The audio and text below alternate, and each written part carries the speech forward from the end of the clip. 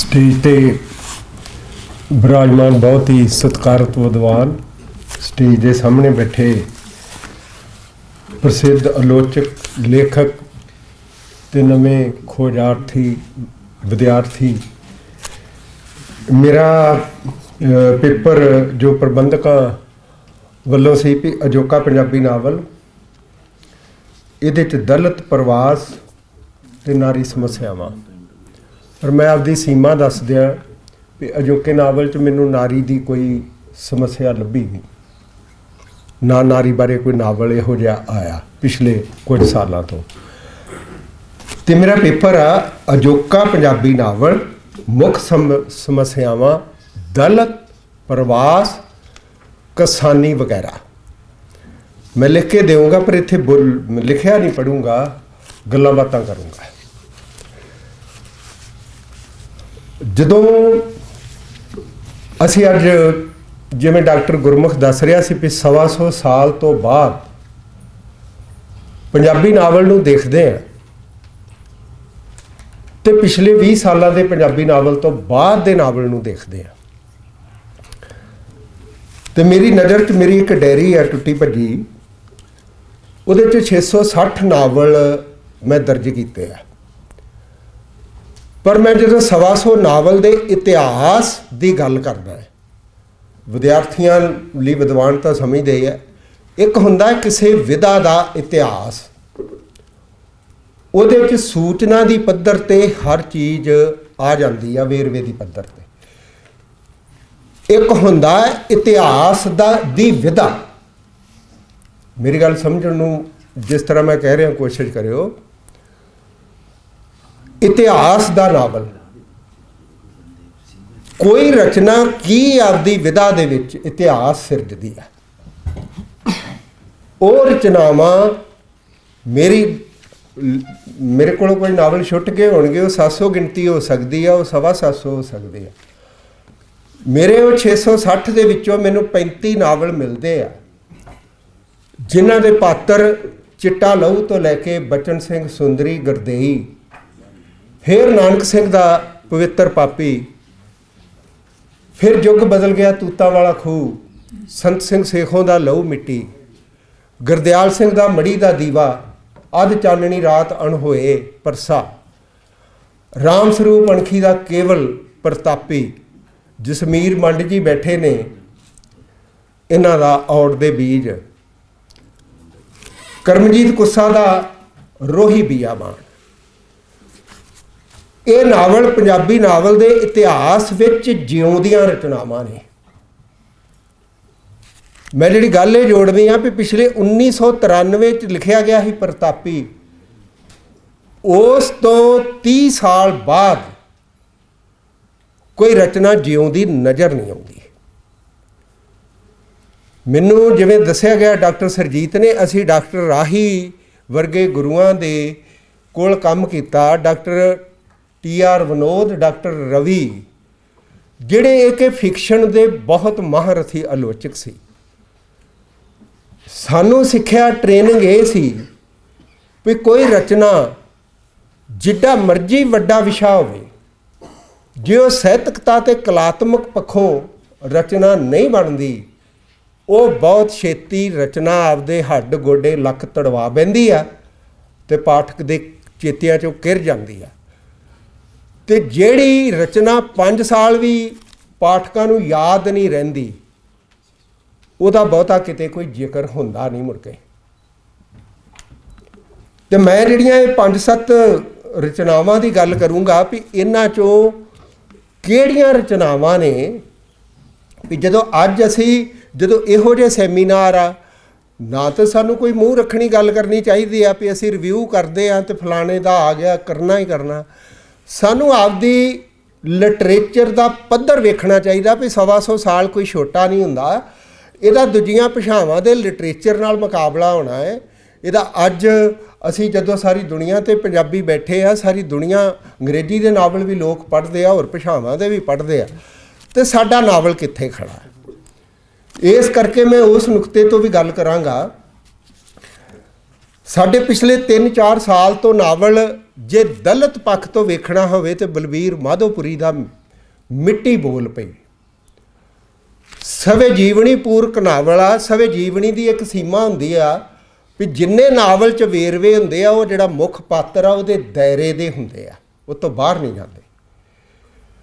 ਇਸ ਨਾਵਲ ਦੀ ਖੂਬਸੂਰਤੀ ਇਹ ਆ ਵੀ ਇਹ ਦਲਿਤ ਬਾਬੂ ਮੰਗੂ ਰਾਮ ਤੋਂ ਲੈ ਕੇ ਉਹਨਾਂ ਦੇ ਜੀਵਨ ਤੇ ਮੁੱਖ ਪਾਤਰ ਆਪ ਗੋਰਾ ਉਸ ਸਾਰੇ ਵਿਹਾਰ ਨੂੰ ਇਸ ਤਰ੍ਹਾਂ ਨਾਵਲਕਾਰ ਪੇਸ਼ ਕਰਦਾ ਹੈ ਵੀ ਜਿਹੜੀ ਸਾਡੀ ਦਲਿਤ ਸਥਿਤੀ ਇੱਕ ਆਂਚਲਕ ਇੱਕ ਲੋਕ ਧਰਾਈ ਰੂਪ ਦੇ ਵਿੱਚ ਸਾਹਮਣੇ ਆਉਂਦੀ ਹੈ। ਅਰਥ ਇਹ ਬਣਦੇ ਨੇ ਜਦੋਂ ਅਜੋਕੀ ਸੱਤਾ ਜਿਹੜੀ ਭਾਰਤੀ ਸੱਤਾ ਆਂਦੀ ਆ ਵੀ ਜਾਤ ਦੀ ਸੱਤਾ ਹੀ ਉੱਤਮ ਆ ਤੇ ਇੱਕ ਖਾਸ ਧਰਮ ਵਾਲਿਆਂ ਦੀ ਸੱਤਾ ਹੀ ਉੱਤਮ ਆ ਤੇ ਉਹਦੀ ਧੌਂਸ ਫੈਲਾਈ ਜਾ ਰਹੀ ਆ। ਤੇ ਉੱਥੇ ਮਿੱਟੀ ਬੋਲ ਪਈ ਇਹ ਆਂਦੀ ਆ ਵੀ ਆਰੀਆਂ ਦੇ ਆਉਣ ਤੋਂ ਪਹਿਲਾਂ ਅਸਲ ਮਾਲਕ ਤੇ ਹਿੰਦੁਸਤਾਨ ਦੇ ਅਸੀਂ ਹੂੰ, ਜਰਾ ਠਹਿਰ ਹਮ ਵੀ ਖੜੀ ਹੈ ਆਪਕੀ ਰਾਹੋਂ ਮੇਂ। ਦਲਿਤ ਵੀ ਇੱਥੋਂ ਦੇ ਉਨੇ ਹੀ ਵਾਰਸ ਨੇ ਜਿੰਨੇ ਤੁਸੀਂ ਕਹਿ ਰਹੇ ਹੋ ਵੀ ਅੱਜ ਇੱਥੋਂ ਦਾ ਆ ਇੱਕ ਖਾਸ ਦਾਇਰਾ ਹੀ ਇੱਥੇ ਜ਼ਿਆਦਾ ਮਤਲਬ ਉਹਨਾਂ ਦੀ ਜਿਹੜੀ ਉਹਨਾਂ ਦੀ ਨੂੰ ਇੱਕ ਸੱਤਾਧਾਰੀ ਰੂਪ ਵਿੱਚ ਉਹਨਾਂ ਦੀ ਉਚਤਾ ਦੀ ਮਿੱਥ ਸਿਰਜੀ ਜਾ ਰਹੀ ਆ, ਉਹਦੇ ਬਰਾਬਰ ਮਿੱਥ ਸਿਰਜੀ ਜਾ ਰਹੀ ਆ। ਲੇਖਕ ਕੋਸ਼ਿਸ਼ ਕਰਦਾ ਹੈ ਵੀ ਜਿਹੜੇ ਅਸੀਂ ਅਣ ਹੋਏ ਇੱਥੋਂ ਦੇ ਅਸਲ ਵਾਰਸ ਹਾਂ, ਅਸਲ ਹਿੰਦੁਸਤਾਨ ਦੀ ਮਿੱਟੀ ਅਸੀਂ ਹਾਂ, ਜਿਹਨੂੰ ਅਸੀਂ ਆਰੀਆ ਤੋਂ ਪਹਿਲਾਂ ਦਰਾਵੜੀ ਅਤੇ ਇੱਥੋਂ ਦੇ ਮੂਲ ਵਸਨੀਕ ਕਹਿੰਦੇ ਹਾਂ। ਉਸ ਪਹਿਚਾਣ ਨੂੰ ਅਜੋਕੀ ਵਿਚਾਰਧਾਰਾ ਦੇ ਸਮਾਨ ਅੰਤਰ ਰੱਖਣ ਦੀ ਕੋਸ਼ਿਸ਼ ਕੀਤੀ ਆ। ਇਹਦੇ ਇੱਕ ਵਿਚਾਰਧਾਰਾਈ ਮੀਨਿੰਗ ਬੜੇ ਅਰਥ ਭਰਪੂਰ ਬਣਦੇ ਆ। ਪਰ ਜੇ ਇਹਨੂੰ ਗੱਲ ਉਲਟਾ ਕੇ ਦੇਖੀਏ, ਨਾਵਲ 'ਚ ਸਿਆਸਤ ਹੋ ਸਕਦੀ ਆ। ਨਾਵਲ ਨੇ ਸਾਹਿਤ ਨੇ ਸਮਾਜ ਦੇ ਹਰ ਪੱਖ ਨੂੰ ਲੈਣਾ, ਪਰ ਸਾਹਿਤ ਸਿਆਸਤ ਦਾ ਸਾਹਿਤ ਹੋ ਜਾਵੇ ਇਹ ਵੀ ਖਤਰਾ ਬਣਿਆ ਰਹਿੰਦਾ ਵੀ ਜੇ ਹਰ ਪਹਿਚਾਣ ਆਪਦੀ ਉੱਚਤਾ ਦੀ ਮਿੱਥ ਇਸ ਤਰ੍ਹਾਂ ਹੀ ਸਿਰਜਣ ਲੱਗੇ ਤੇ ਕੀ ਇਹ ਉਸ ਤਰ੍ਹਾਂ ਦੀ ਕਿਤੇ ਸਿਆਸਤ ਤਾਂ ਨਹੀਂ ਬਣ ਜਾਏਗੀ ਵੀ ਅਸੀਂ ਆਪੋ ਵਿੱਚ ਇੱਕ ਦੂਜੇ ਤੋਂ ਉੱਚਤਾ ਨੂੰ ਸਿੱਧ ਕਰਦੇ ਹੋਏ ਕਿਸੇ ਖਾਸ ਭੇਡ 'ਚ ਤਾਂ ਨਹੀਂ ਆ ਜਾਵਾਂਗੇ, ਇਹਦਾ ਸ਼ੰਕਾ ਬਣਿਆ ਰਹਿੰਦਾ ਹੈ। ਪਰ ਬਤੌਰ ਨਾਵਲ ਮਿੱਟੀ ਬੋਲ ਪਈ ਇੱਕ ਯਥਾਰਥਕ ਤੇ ਨਾਵਲੀ ਮਿਆਰ ਦੇ ਉੱਤੇ ਇੱਕ ਬਹੁਤ ਮੈਂ ਸਮਝਦਾ ਪਿਛਲੇ 2 ਦਹਾਕਿਆਂ ਦੀ 21ਵੀਂ ਸਦੀ ਦੀ ਮਿਆਰੀ ਰਚਨਾ ਆਪਦੀ ਪੇਸ਼ਕਾਰੀ ਦੇ ਪੱਖ ਤੋਂ ਉਹਦੇ ਜਿਹੜੇ ਮੁੱਖ ਪਾਤਰ ਨੇ ਉਹ ਕਿਸ ਤਰ੍ਹਾਂ ਮਤਲਬ ਇੱਕ ਹਿਊਮਨ ਸੈਂਸਿਬਿਲਿਟੀ ਇੱਕ ਮਾਨਵੀ ਸੰਵੇਦਨਾ ਨੂੰ ਲੈ ਕੇ ਉਹ ਬਾਬਾ ਇਸ ਤਰ੍ਹਾਂ ਲੱਗਦਾ ਜਿਵੇਂ ਅਸਲ ਧਰਤੀ ਹੇਠਲਾ ਬਲਦ ਇਹ ਲੋਕ ਹੀ ਨੇ ਜਿਹੜੇ ਹਰ ਇੱਕ ਦਾ ਦੁੱਖ ਦਰਦ ਸਮਝਦੇ ਆ, ਹਰ ਇੱਕ ਨਾਲ ਹਮਦਰਦੀ ਨਾਲ ਚੱਲਦੇ ਆ। ਜਿਹੜੀ ਇੱਕ ਦੂਜੀ ਵੱਡੀ ਸਮੱਸਿਆ ਸਾਡੇ ਸਾਹਮਣੇ ਜਿਹਦੇ ਤੋਂ ਸਾਰੇ ਹੀ ਅਸੀਂ ਗੱਲ ਕਰਦੇ ਹਾਂ ਪ੍ਰਵਾਸ ਦੀ, ਪਿਛਲੇ ਸਮਿਆਂ ਤੋਂ ਬਹੁਤ ਤੇਜ਼ੀ ਨਾਲ ਪ੍ਰਵਾਸ ਦਾ ਸਾਡਾ ਬਾਹਰ ਜਾਣ ਦਾ ਰੁਝਾਨ ਚੱਲ ਰਿਹਾ। ਇਹਦੇ 'ਚ ਕੁਝ 3-4 ਨਾਵਲ ਖਾਸ ਨੇ। ਸਭ ਤੋਂ ਪਹਿਲਾਂ ਇਹਦਾ ਸਾਡਾ ਔਰ ਇਹ ਸਾਰੇ ਹੀ ਨਾਵਲਕਾਰ ਕੀ ਅਵਤਾਰ ਸਿੰਘ ਬਿਲਿੰਗ, ਕੀ ਨਛੱਤਰ, ਕੀ ਬਲਦੇਵ ਸਿੰਘ, ਇਹ ਪਿਛਲੇ ਸਾਲਾਂ ਤੋਂ ਲਿਖਦੇ ਪਏ ਔਰ ਸਥਾਪਿਤ ਨਾਵਲਕਾਰ ਨੇ। ਪਰ ਜ਼ਰੂਰੀ ਨਹੀਂ ਹੁੰਦਾ ਸਥਾਪਿਤ ਨਾਵਲਕਾਰ ਦੀ ਰਚਨਾ ਸਥਾਪਿਤ ਹੋਵੇ। ਇਹ ਦੁਨੀਆ ਭਰ 'ਚ ਇਸ ਤਰ੍ਹਾਂ ਹੀ ਆ ਵੀ ਹਰ ਜਿਹੜਾ ਇੱਕ ਵਾਰੀ ਕਿਸੇ ਦੀ ਸ਼ਾਹਕਾਰ ਰਚਨਾ ਜ਼ਰੂਰੀ ਨਹੀਂ ਵੀ ਉਹਦੀਆਂ ਰਚਨਾਵਾਂ ਸਾਰੀਆਂ ਸ਼ਾਹਕਾਰ ਹੋਣ। ਦੁਨੀਆ ਭਰ ਦੀਆਂ ਕਲਾਸਿਕ ਰਚਨਾਵਾਂ 'ਚ ਵੀ ਇਸ ਤਰ੍ਹਾਂ ਹੀ ਆ। ਇਹਨਾਂ ਦੇ ਵਿੱਚੋਂ ਜਿਹੜਾ ਪਹਿਲਾ ਨਾਵਲ ਰਿਜ਼ਕ, ਵਿਜੇ ਨੂੰ ਰਿਜ਼ਕ ਕਿਹਾ ਗਿਆ, ਆਵਾਸ ਇੱਥੋਂ ਦਾ ਰਹਿਣਾ ਤੇ ਪ੍ਰਵਾਸ ਅਮਰੀਕਾ ਦਾ ਰਹਿਣਾ, ਉਹਦਾ ਤੁਲਨਾਤਮਕ ਚਿੱਤਰ ਵੀ ਆ, ਇੱਥੋਂ ਦੀਆਂ ਸਮੱਸਿਆਵਾਂ ਵੀ ਨੇ, ਪੀੜ੍ਹੀ ਪਾੜੇ ਦਾ ਜ਼ਿਕਰ ਆ, ਭੂਗੋਲਕ ਪਾੜੇ ਦਾ ਜ਼ਿਕਰ ਆ, ਕਲਚਰਲ ਜਿਹੜੇ ਸਾਡੀਆਂ ਆਈਡੈਂਟੀਟੀਜ਼ ਨੇ ਉਹਨਾਂ ਦੇ ਪਾੜੇ ਦਾ ਜ਼ਿਕਰ ਆ। ਔਰ ਮਨੁੱਖੀ ਜੀਵਨ ਨੂੰ ਇਸ ਤਰ੍ਹਾਂ ਫਲਸਫਾਨਾ ਲਹਿਜੇ 'ਚ ਪੇਸ਼ ਕੀਤਾ ਗਿਆ ਵੀ ਕੀ ਆਵਾਸ ਤੇ ਕੀ ਪ੍ਰਵਾਸ ਜੀਵਨ ਇੱਕ ਖਲਜਗਣ ਹੀ ਆ, ਨਿਕਲਦਾ ਪਾਉਂਦਾ ਕੁਛ ਨਹੀਂ ਗਾ। ਬੰਤਾ ਸ਼ੁਰੂ 'ਚ ਕੱਲਾ ਵਿਖਾਇਆ ਗਿਆ, ਖੀਰ ਵਾਈਫ ਬੱਚੇ ਜਿਨ੍ਹਾਂ ਨੂੰ ਮਰ ਮਰਾ ਕੇ ਅਮਰੀਕਾ ਲੈ ਕੇ ਜਾਂਦਾ, ਕੋਈ ਸਭ ਨਿਖੜ ਜਾਂਦੇ ਆ, ਵਿਚਰ ਜਾਂਦੇ ਆ। ਵੀ ਜਿਹੜਾ ਵੀਜ਼ਾ ਇੱਕ ਰਿਜਕ ਦੇ ਤੌਰ ਤੋਂ ਆ, ਪਰ ਬੰਦਾ ਕਰੇ ਤੇ ਕਰੇ ਕੀ ਵੀ ਇੱਥੋਂ ਦੇ ਯੂਥ ਨੂੰ, ਇੱਥੋਂ ਦੀ ਪੀੜ੍ਹੀ ਨੂੰ ਇੱਥੇ ਕੁਝ ਨਜ਼ਰ ਨਹੀਂ ਆਉਂਦਾ ਤੇ ਸਭ ਇੱਥੋਂ ਭੱਜ ਜਾਣ 'ਚ ਲੱਗੇ ਹੋਏ ਆ। ਇਹ ਇੱਕ ਵੱਡੇ ਕੈਨਵਸ ਦੀ ਰਚਨਾ ਹੈ ਜਿਹਦੇ ਕੇਂਦਰੀ ਸੰਗਠਨ ਦੇ ਵਿੱਚ ਕਈ ਪਰਤਾਂ ਨੇ, ਔਰ ਉਹ ਇੱਕ ਜਿਵੇਂ ਜੇ ਕਹਿ ਲਿਆ ਜਾਵੇ ਵੀ ਰਿਜ਼ਕ, ਆਵਾਸ ਤੇ ਪ੍ਰਵਾਸ ਜੀਵਨ ਦਾ ਮਹਾਂ ਬਰਤਾਂਤ ਆ ਤੇ ਇੱਕ ਪਾਇਦਾਰ ਰਚਨਾ ਹੈ, ਜਿਵੇਂ ਮਿੱਟੀ ਬੋਲ ਪਈ। ਪਰ ਇਹਦੇ ਨਾਲ ਅਗਲੀਆਂ ਇੱਕ ਦੋ ਰਚਨਾਵਾਂ ਨੇ। ਨਛੱਤਰ ਦਾ ਕਮਨ ਦੇਸ ਹਮਾਰਾ, ਜਿਹਦੇ ਨਾਂ ਤੋਂ ਹੀ ਪਤਾ ਵੀ ਜਿਹੜੀ ਪੀੜ੍ਹੀ ਇੱਥੋਂ ਬਾਹਰ ਜਾਂਦੀ ਆ ਉਹਨਾਂ ਨੂੰ ਪਤਾ ਹੀ ਨਹੀਂ ਲੱਗ ਰਿਹਾ ਸ਼ੁਰੂ 'ਚ ਵੀ ਸਾਡਾ ਅਸਲ 'ਚ ਦੇਸ਼ ਕਿਹੜਾ ਆ। ਕੈਨੇਡਾ ਆ ਗਏ ਆ ਕਿ ਇਹ ਦੇਸ਼ ਆ ਸਾਡਾ, ਕਿ ਜਿਹੜਾ ਸਾਡਾ ਆ ਉਹ ਦੇਸ਼ ਸਾਡਾ ਸੀ। ਇਹ ਪੀੜ੍ਹੀ ਬਹੁਤ ਤਰਸਯੋਗ ਹਾਲਤ 'ਚ ਆ। ਇਹਨਾਂ ਨੂੰ ਬਹੁਤ ਵੱਡਾ ਇੱਕ ਆਇਡੈਂਟੀਟੀ ਕ੍ਰਾਈਸਿਸ ਆ। ਬਾਹਰ ਜਾ ਕੇ ਕਿਸ ਕਿਸਮ ਦੀਆਂ ਤੁਹਾਨੂੰ ਸਮੱਸਿਆਵਾਂ ਆਉਂਦੀਆਂ ਨੇ ਉਹਦਾ ਬਹੁਤ ਇਹਦੇ 'ਚ ਮਤਲਬ ਸੂਖਮ ਤਰੀਕੇ ਨਾਲ ਜ਼ਿਕਰ ਆ। ਨਾਲ ਇਹਦੇ 'ਚ ਨਵੀਂ ਗੱਲ ਇਹ ਆ ਵੀ ਜਿਹੜੇ ਉੱਧਰ ਬੈਠੇ ਪ੍ਰਵਾਸੀ ਆ ਉਹਨਾਂ ਨੇ ਇਹਨਾਂ ਨਵੀਂ ਜਿਹੜੀ ਪੀੜ੍ਹੀ ਜਾ ਰਹੀ ਇਹਨਾਂ ਦਾ ਵਿਰੋਧ ਕਰਨਾ ਵੀ ਸ਼ੁਰੂ ਕਰ ਦਿੱਤਾ। ਵੀ ਇਹ ਜਦੋਂ ਆ ਕੇ ਸੰਸਥਾਵਾਂ ਵਿੱਚ ਪੜ੍ਹਦੇ ਨੇ, ਪੜ੍ਹਨਾ ਇਹਨਾਂ ਦਾ ਕੋਈ ਮੁੱਖ ਸਰੋਕਾਰ ਨਹੀਂ, ਇਹਨਾਂ ਦਾ ਮੁੱਖ ਸਰੋਕਾਰ ਤਾਂ ਉੱਥੇ ਰਹਿਣਾ ਹੁੰਦਾ, ਰੋਟੀ ਰੋਜੀ ਲਈ PR ਲੈਣੀ ਹੁੰਦੀ ਆ। ਇਹ ਨਾ ਪੜ੍ਹਦੇ ਨੇ, ਹੋਰ ਖਰ ਮਸਤੀਆਂ ਕਰਦੇ ਨੇ ਤੇ ਸਾਡੀ ਪੀੜ੍ਹੀ ਇਹਨਾਂ ਨੂੰ ਵੇਖ ਕੇ ਵੀ ਸਬ ਸਟੈਂਡਰਡ ਹੋ ਰਹੀ ਆ। ਇਹ ਸ਼ਬਦ ਵਰਤਦੇ ਆ ਵੀ ਉੱਥੋਂ ਦੀ ਜਿਹੜਾ ਯੂਥ ਆ ਰਿਹਾ ਇਹ ਸਾਡੀ ਪੀੜ੍ਹੀ ਨੂੰ ਖਰਾਬ ਕਰ ਰਿਹਾ। ਉਹਦੇ 'ਤੇ ਅਖੀਰ ਇੱਕ ਸੈਮੀਨਾਰ ਹੁੰਦਾ। ਸੈਮੀਨਾਰ ਜਿਵੇਂ ਨਛੱਤਰ ਇਸ ਤਰ੍ਹਾਂ ਲੱਗਦਾ ਵੀ ਅਖੀਰ ਸੈਮੀਨਾਰ ਜਿਵੇਂ ਬਹੁਤੇ ਆਮ ਸੈਮੀਨਾਰ ਕਾਵਾਂ ਰੌਲੀ 'ਚ ਨਿਬੜਦੇ ਆ, ਉਵੇਂ ਕਾਵਾਂ ਰੌਲੀ ਪੈ ਜਾਂਦੀ ਆ ਕਿ ਵੀ ਪ੍ਰਵਾਸੀਆਂ ਦਾ ਨਵੇਂ ਯੂਥ ਦਾ ਆਉਣਾ ਠੀਕ ਆ ਕਿ ਨਹੀਂ ਠੀਕ। ਪਰ ਲੇਖਕ ਇਹ ਉਹਦੇ 'ਚ ਧੁਨੀ ਸੋਹਰੇ ਗੂੰਜਦੀ ਆ ਵੀ ਤੁਸੀਂ ਵੀ ਕਦੀ ਤਾਂ ਇਵੇਂ ਹੀ ਆਏ ਸੀ, ਤੁਸੀਂ ਇੱਥੇ ਸੈੱਟ ਹੋ ਸਕਦੇ ਹੋ, ਤੁਸੀਂ ਨਵਿਆਂ ਦਾ ਵਿਰੋਧ ਕਿਵੇਂ ਕਰਦੇ ਹੋ।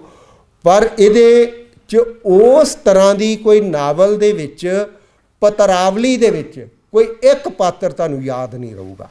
ਪੜ੍ਹਨ ਤੋਂ ਬਾਅਦ ਮਹੀਨੇ ਬਾਅਦ ਹੀ ਨਹੀਂ ਕੋਈ ਯਾਦ ਰਹੂਗਾ। ਔਰ ਨਾਵਲ ਦਾ ਜਿਹੜਾ ਬਰਤਾਂਤ ਆ, ਜਿਹੜੀ ਸਟੋਰੀ ਆ, ਉਹ ਇਸ ਤਰ੍ਹਾਂ ਚੱਲਦੀ ਆ ਵੀ ਜਿਵੇਂ ਇੱਕ ਲੰਮੀ ਕਹਾਣੀ ਹੁੰਦੀ ਆ ਤੇ ਉਹ ਇੱਕ ਅਖੀਰ 'ਤੇ ਇੱਕ ਖਾਸ ਤਰੀਕੇ ਨਾਲ ਨਿਪਟਾਉਣ ਦੀ ਕੋਸ਼ਿਸ਼ ਕੀਤੀ ਜਾਂਦੀ ਆ ਤੇ ਰਚਨਾ ਉਸ ਤਰ੍ਹਾਂ ਯਾਦਗਾਰੀ ਨਹੀਂ ਬਣਦੀ ਜਿਵੇਂ ਬਣਨੀ ਚਾਹੀਦੀ ਆ। ਪਰ ਇਹ ਜੋਕੀ ਸਮੱਸਿਆ 'ਤੇ ਮਤਲਬ ਆਧਾਰਿਤ ਨਾਵਲ ਆ। ਮੈਂ ਪਹਿਲਾਂ ਵੀ ਕਿਹਾ ਸੀ ਕਰੰਟ ਸਮੱਸਿਆਵਾਂ ਨਾਲ ਜੁੜ ਜਾਣਾ, ਵੱਡੀਆਂ ਸਮੱਸਿਆਵਾਂ ਨਾਲ ਜੁੜ ਜਾਣਾ ਇੱਕ ਗੱਲ ਆ, ਪਰ ਉਹਦੇ 'ਚੋਂ ਵੱਡੀ ਰਚਨਾ ਪੈਦਾ ਹੋ ਜਾਣੀ ਉਹ ਦੂਜੀ ਗੱਲ ਆ। ਪਵਿੱਤਰ ਪਾਪੀ ਨਾਵਲ ਕਿਸੇ ਵੱਡੀ ਘਟਨਾ ਨਾਲ ਸੰਬੰਧਿਤ ਨਹੀਂ ਗਾ, ਕਿਸੇ ਲਹਿਰ ਨਾਲ ਸੰਬੰਧਿਤ ਨਹੀਂ, ਕਿਸੇ ਵੱਡੀ ਉਹੋ ਜਿਹੀ ਮਤਲਬ ਜਿਵੇਂ ਅੱਜ ਅਸੀਂ ਦੇਖਦੇ ਨਹੀਂ। ਉਹ ਜਿਹੜੇ ਸਾਡੇ ਮਨੁੱਖੀ ਵਿਹਾਰ ਦੀ ਲੰਮੀ ਤੁਰੀ ਆਉਂਦੀ ਜਿਹੜੀ ਖਸਲਤ ਆ ਵੀ ਮੈਂ ਇੱਕ ਜਿਹਨੂੰ ਪਿਆਰ ਕਰਦਾ ਉਹ ਰਿਸ਼ਤੇ ਵਜੋਂ ਉਹਦੀ ਮਾਂ ਨੂੰ ਮੈਂ ਧਰਮਾਂ ਕਹਿਣਾ, ਇਹ ਧਰਮ ਸੰਕਟ ਬਣ ਜਾਂਦਾ ਸਾਡਾ ਭਾਰਤੀ ਸਥਿਤੀ 'ਚ। ਉਸ ਖਸਲਤ 'ਤੇ ਖੜਾ ਨਾਵਲ ਨਾਨਕ ਸਿੰਘ ਅਜੇ ਸਮੇਂ ਦੇ ਆਉਣ ਨਾਲ ਕਦੀ ਯਾਦ ਰਹੂਗਾ ਤੇ ਉਹ ਚਿੱਟਾ ਲਹੂ ਨਾਲੋਂ ਵੀ ਪਵਿੱਤਰ ਪਾਪੀ 'ਤੇ ਯਾਦ ਰਹੂਗਾ ਵੀ ਉਹ ਜਿਹੜੀਆਂ ਰਚਨਾਵਾਂ ਮਨੁੱਖੀ ਸੁਭਾਅ ਦੀ ਲੰਮੀ ਖਸਲਤ ਨੂੰ ਪਕੜਨ ਦੀ ਕੋਸ਼ਿਸ਼ ਕਰਦੀਆਂ, ਘਟਨਾਵਾਂ ਨੂੰ ਛੱਡ ਕੇ ਅਸਲ 'ਚ ਰਚਨਾਵਾਂ ਉਹ ਯਾਦਗਾਰੀ ਬਣਦੀਆਂ ਨੇ। ਚਿੱਟਾ ਲਹੂ ਗੁਰਦੁਆਰਾ ਸੁਧਾਰ ਲਹਿਰ ਦੇ ਨਾਲ ਜੁੜੀ ਹੋਈ ਅਹਿਮ ਰਚਨਾ, ਵਿਸ਼ੇ ਦੀ ਪੱਧਰ 'ਤੇ ਅਹਿਮ ਰਚਨਾ। ਵਿਸ਼ਾ ਬਹੁਤ ਵੱਡਾ ਕਿਸੇ ਰਚਨਾ ਦਾ ਹੋ ਸਕਦਾ ਹੈ, ਪਰ ਉਹ ਵੀ ਜ਼ਰੂਰੀ ਨਹੀਂ ਹੁੰਦਾ ਵੀ ਉਹ ਰਚਨਾ ਵੱਡੀ ਹੋ ਜਾਏ। ਮੈਂ ਦਲਿਤ ਜੀਵਨ ਦੀ ਗੱਲ ਕੀਤੀ। ਗੁਰਦਿਆਲ ਸਿੰਘ ਦਾ ਨਾਵਲ ਮੜੀ ਦਾ ਦੀਵਾ ਵੀ ਜਗਸੀਰ ਵਰਗੇ ਕਿਸਾਨ ਤੇ ਸੀਰੀ ਦੇ ਰਿਸ਼ਤੇ 'ਤੇ ਖੜਾ, ਪਰ ਉਹ ਸੁਚੇਤ ਪੱਧਰ 'ਤੇ ਦਲਿਤ ਜੀਵਨ 'ਤੇ ਨਹੀਂ, ਇੱਕ ਸਾਡੇ ਕਿਸਾਨੀ ਦੀ ਕਲਚਰਲ, ਸਾਡੇ ਸੋਸ਼ਲ ਵਿਹਾਰ 'ਤੇ ਖੜੀ ਹੋਈ ਰਚਨਾ। ਔਰ ਜਗਸੀਰ ਭੁੱਲਦਾ ਨਹੀਂ, ਉਹਦਾ ਅਣਹੋਏ ਦਾ ਵਿਛੜਾ ਭੁੱਲਦਾ ਨਹੀਂ, ਉਹਦਾ ਸਾਡਾ ਅੱਧ ਚਾਨਣੀ ਰਾਤ ਦਾ ਮੋਦਣ ਭੁੱਲਦਾ ਨਹੀਂ, ਉਹਦਾ ਪਰਸੇ ਦਾ ਪਰਸਾ ਭੁੱਲਦਾ ਨਹੀਂ, ਯਾਦਗਾਰੀ ਰਹਿੰਦੇ ਆ। ਮੈਂ ਨਾਲ ਨਾਲ ਕੰਪੈਰੀਜ਼ਨ ਕਰ ਰਿਹਾ, ਮੇਰੇ ਗੱਲ ਨੂੰ ਸਮਝਣ ਦੀ ਇਸ ਤਰ੍ਹਾਂ ਕੋਸ਼ਿਸ਼ ਕਰਨਾ। ਬਲਦੇਵ ਸਿੰਘ ਦਾ ਨਾਵਲ ਆ ਬਲਦਾ ਦਰਿਆ।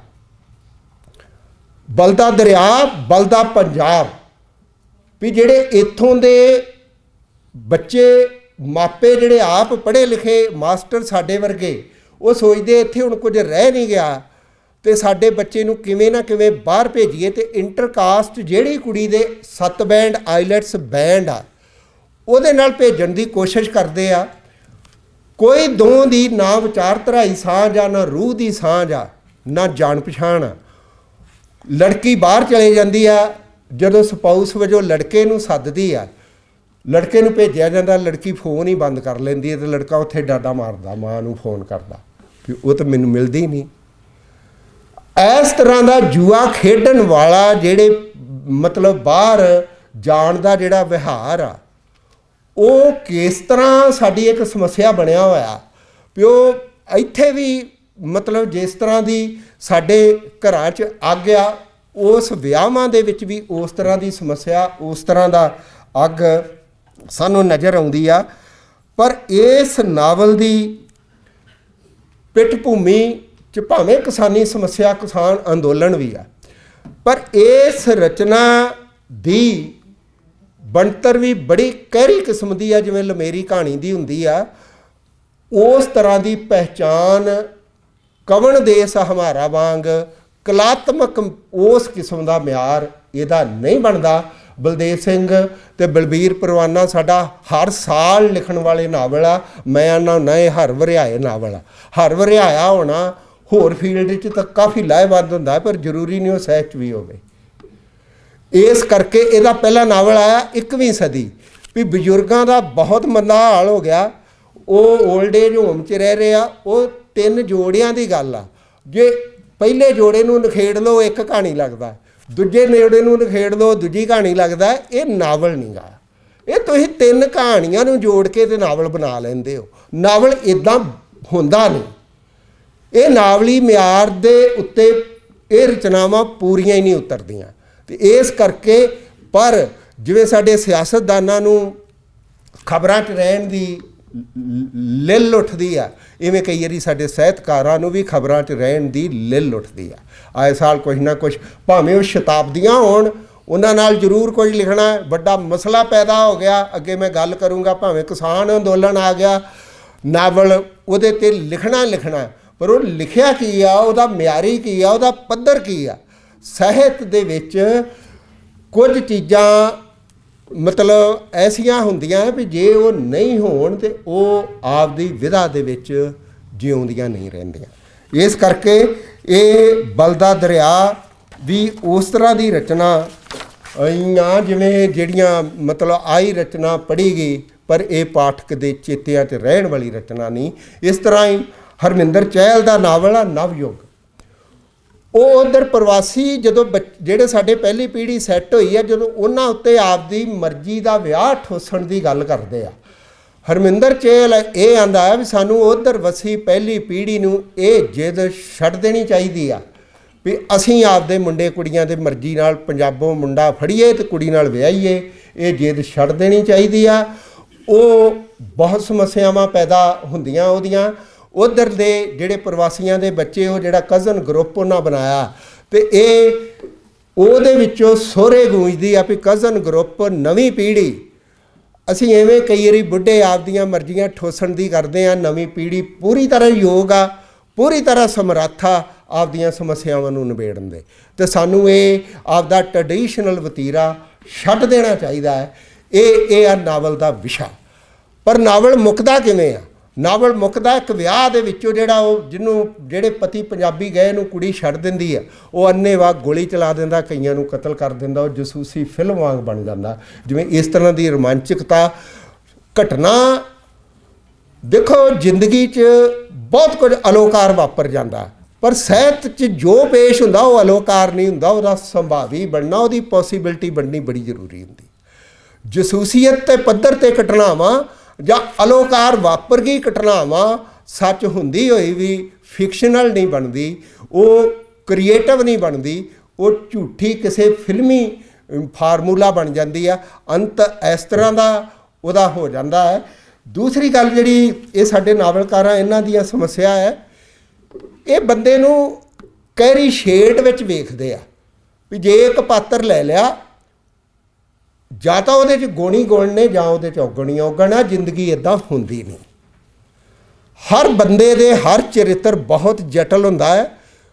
ਚੰਗੀਆਂ ਗੱਲਾਂ, ਮਾੜੀਆਂ ਗੱਲਾਂ, ਮੰਨ ਲਓ ਮਾੜੀਆਂ ਗੱਲਾਂ, ਜੇ ਮੇਰੇ 'ਚ ਮਾੜੀਆਂ ਗੱਲਾਂ ਵੇ, ਮੈਨੂੰ ਕਿਤੇ ਨਾ ਕਿਤੇ ਕੁੰਡੀ ਲਾ ਕੇ ਅੰਦਰ ਲਾਹਣਤ ਜ਼ਰੂਰ ਪੈਂਦੀ ਆ ਬੰਦੇ ਨੂੰ ਵੀ ਬੰਦਿਆ ਤੂੰ ਅੱਜ ਕਿਸੇ ਨੂੰ ਮਾੜਾ ਬੋਲਿਆ ਸੀ, ਕੋਈ ਟੀਚਰ ਠੀਕ ਸਮੱਸਿਆ ਲੈ ਕੇ ਆਇਆ ਸੀ, ਵਾਈਸ ਚਾਂਸਲਰ ਸਾਹਿਬ ਠੀਕ ਨਹੀਂ ਬੋਲੇ ਮੇਰੇ ਨਾਲ। ਇਹ ਸਾਨੂੰ ਕਈ ਵਾਰੀ ਆਪ ਨੂੰ ਖੁਦ ਵੀ ਪਛੋਤਾ ਉੱਠਦਾ। ਪਰ ਜਿਸ ਰਚਨਾ 'ਚ ਇਹ ਮਾਨਸਿਕ ਚਰਿੱਤਰ ਚਿਤਰਨ ਨਹੀਂ ਆਉਂਦਾ, ਉਹ ਕਿਰਦਾਰ ਕਦੀ ਮੁਕੰਮਲ ਨਹੀਂ ਬਣਦਾ, ਉਹ ਕਹਿਰਾ ਕਿਰਦਾਰ ਬਣਦਾ, ਉਹ ਰਚਨਾ ਦਾ ਉਸ ਤਰ੍ਹਾਂ ਕੋਈ ਉਹਦੀ ਪਾਤਰ ਦੀ ਪਾਏਦਾਰੀ ਨਹੀਂ ਬਣਦੀ। ਜਸਬੀਰ ਭੁੱਲਰ ਦਾ ਇੱਕ ਨਾਵਲ ਆ ਗਿਆ ਵੀ ਜਿਹੜਾ ਅੱਜ ਕੱਲ੍ਹ ਦੇ ਨਾਮ ਕਨਾਮ ਨੇ ਸਾਹਿਤ 'ਚ, ਇਹ ਖਿੱਦੋ ਦੀਆਂ ਲੀਰਾਂ ਨੇ, ਇਹ ਖਿੱਦੋ ਆ, ਵਿੱਚੋਂ ਨਿਕਲਦੋ ਕੁਛ ਨਹੀਂ ਨਿਕਲਦਾ।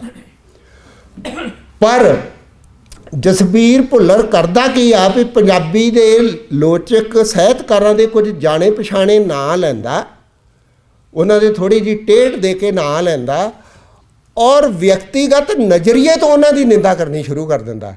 ਸਾਹਿਤ ਕੇਵਲ ਵਿਅਕਤੀਗਤ ਨਿੰਦਾ ਨਹੀਂ ਹੁੰਦਾ, ਵਿਅਕਤੀਗਤ ਨਜ਼ਰੀਏ ਦੀ ਨਿੰਦਾ ਨਹੀਂ ਹੁੰਦਾ।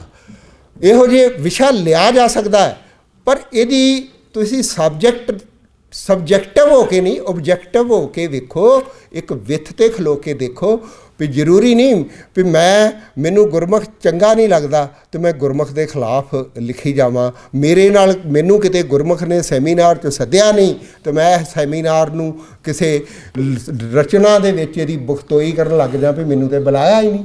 ਇਹ ਕੋਈ ਲਿਟਰੇਚਰ ਦਾ ਪੱਧਰ ਨਹੀਂ। ਜਸਬੀਰ ਭੁੱਲਰ ਸਾਡਾ ਖਾਲਸਾ ਕਾਲਜ ਦਾ ਪੜ੍ਹਿਆ, ਚੰਗਾ ਆਦਮੀ ਆ, ਪਰ ਜ਼ਰੂਰੀ ਨਹੀਂ ਚੰਗਾ ਆਦਮੀ ਚੰਗੀ ਰਚਨਾ ਵੀ ਲਿਖੇ, ਚੰਗੀ ਰਚਨਾ ਵੀ ਲਿਖੇ। ਇਹ ਵੱਖ-ਵੱਖ ਗੱਲਾਂ ਹੁੰਦੀਆਂ ਨੇ। ਅੱਗੇ ਨਾਵਲ ਆਉਂਦਾ ਸਾਦਕ ਸੁਲਤਾਨ ਸ਼ੇਰਸ਼ਾਹ ਸੂਰੀ, ਜਿਹੜਾ ਮੈਂ ਲਿਖਿਆ ਸੀ ਕਿਸਾਨੀ ਤੇ ਹੋਰ। ਜਿਵੇਂ ਬਲਬੀਰ ਮਾਧਵਪੁਰੀ ਦਾ ਨਾਵਲ ਇਹ ਸਿੱਧ ਕਰਦਾ ਹੈ ਵੀ ਕੇਵਲ ਇੱਕ ਜਿਹੜੀ ਅਜੋਕੀ ਸੱਤਾ ਦਾ ਜਿਹੜੀ ਸੱਤਾਧਾਰੀ ਧਿਰ ਜਿਹੜਾ ਆਪਣਾ ਸ਼ਾਵਨਵਾਦ ਫੈਲਾ ਰਹੀ ਆ, ਇਸ ਨਾਵਲ ਦੀ ਵੀ ਸੁਰ ਸ਼ੇਰਸ਼ਾਹ ਸੂਰੀ ਦੇ ਹਵਾਲੇ ਨਾਲ ਇਸ ਤਰ੍ਹਾਂ ਵੀ ਜਿਹੜੇ ਮਨੁੱਖੀ ਗੁਣ ਹੁੰਦੇ ਆ, ਜਿਹੜੇ ਲੋਕਾਂ ਲਈ ਕਰਨ ਵਾਲੇ ਕੰਮ ਹੁੰਦੇ ਆ, ਇਹ ਕਿਸੇ ਧਰਮ ਜਾਂ ਜਾਤ ਦੇ ਗੋਲੇ ਨਹੀਂ ਹੁੰਦੇ। ਇਹ ਕਿਸੇ ਵੀ ਧਰਮ ਦੇ ਵਿੱਚੋਂ ਹੋ ਸਕਦੇ ਆ, ਕਿਸੇ ਵੀ ਜਾਤ ਦੇ ਵਿੱਚੋਂ ਹੋ ਸਕਦੇ ਆ। ਮਤਲਬ ਸ਼ੇਰਸ਼ਾਹ ਸੂਰੀ, ਉਹਦੇ ਬਜ਼ੁਰਗ ਕਦੀ ਘੋੜੇ ਪਾਲਦੇ ਸੀ, ਸਿਪਾਹੀ ਭਰਤੀ ਹੋਇਆ ਸੀ, ਸਿਪਾਹੀ ਤੋਂ ਸੈਨਾਪਤੀ, ਸੈਨਾਪਤੀ ਤੋਂ ਬਾਦਸ਼ਾਹ। ਜਿਵੇਂ ਅਸੀਂ ਭਗਤ ਸਿੰਘ ਨੂੰ ਵੇਖਦੇ ਹਾਂ ਵੀ ਉਹ ਆਰੀਆ ਸਮਾਜੀ ਪਰਿਵਾਰ ਦੇ ਵਿੱਚੋਂ ਉੱਠ ਕੇ ਕਿਵੇਂ ਕਿਸ ਤਰ੍ਹਾਂ ਦੀ ਵਿਚਾਰਧਾਰਾ ਨਿਰੰਤਰ ਉਹ ਵਿਕਾਸ ਕਰਦਾ, ਡਿਵੈਲਪ ਕਰਦਾ ਹੈ ਅਤੇ ਇੱਕ ਕਿਰਦਾਰ ਬਣਦਾ, ਇੱਕ ਸ਼ਾਹਕਾਰ ਕਿਰਦਾਰ ਬਣਦਾ ਹੈ ਸਾਡੇ ਇਤਿਹਾਸ ਦੇ ਹਵਾਲੇ 'ਚ ਵੀ, ਸਾਡੀ ਮੌਜੂਦਾ ਪੀੜ੍ਹੀ ਲਈ ਵੀ। ਇਸ ਤਰ੍ਹਾਂ ਸ਼ੇਰਸ਼ਾਹ ਸੂਰੀ ਨਿਰੰਤਰ ਵਿਕਾਸ ਕਰਦਾ ਹੋਇਆ ਰਾਜਗੱਦੀ ਤੱਕ ਪਹੁੰਚਦਾ। ਉਹਦੇ ਵਿੱਚ ਅਫਗਾਨ ਔਰ ਮੁਗਲਾਂ ਦਾ, ਬਾਬਰ, ਹਮਾਯੂੰ ਅਤੇ ਅਫਗਾਨਾਂ ਦਾ ਆਪਸੀ ਭੇੜ ਅਤੇ ਇਹਨਾਂ ਦਾ ਕੰਪੈਰੇਟਿਵ ਚਿਤਰਨ ਵੀ ਆ।